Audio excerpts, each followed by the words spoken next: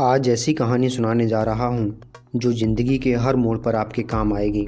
ध्यान से सुनना। ये कहानी है एक बिजनेसमैन की जिसने एक छोटे से गांव में ज़मीन खरीदी थी। वह उस गांव में एक फैक्ट्री लगाना चाहता था। एक दिन जगह का निरीक्षण करने की सोचकर अपनी गाड़ी से उस गांव में जाने के लिए निकलता है और एक ऐसी जगह पहुंच जाता है जहां पर उसके सामने एक विशाल नदी होती है और उसके ठीक सामने गांव होता है। अब उसके पास दो ऑप्शन थे।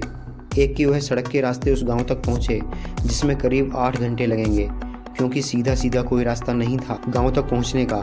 दूसरा विकल्प यह था कि सिर्फ 15 मिनट में नाव में बैठ करके उस नदी को पार करके उस गांव तक पहुंच जाए।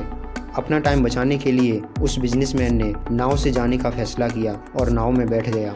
वह नाव बहुत छोटी थी जिसमें एक तरफ नाविक बैठा था जो कि नाव चला रहा था और दूसरी तरफ बिजनेसमैन बैठा हुआ था। नाव में बैठने के थोड़ी देर बाद बिजनेसमैन ने उस नाव वाले से पूछा, तुझे पता है तेरी नाव में कौन बैठा है?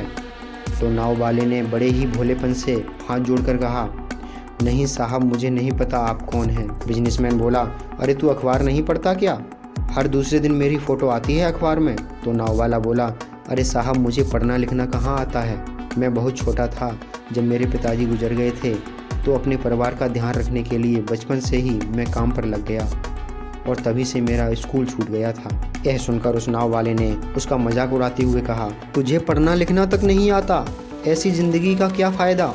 सुन करके उस नाव वाले को बुरा तो लगा लेकिन कुछ कह ना सका।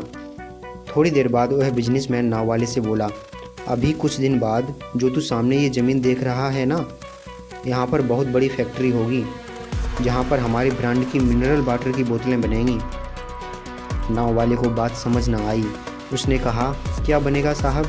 बिजनेसमैन थोड़ा इरिटेट होकर के बोला, यहाँ पर पानी की बोतलें बनेंगी, पानी की बोतलें जो तेरे गांव में नहीं बिकेंगी लेकिन शहरों में खूब बिकती हैं। अरे तू कभी शहर गया होगा, तूने देखा होगा पानी की बोतलें रखी होती हैं दुकानों पर।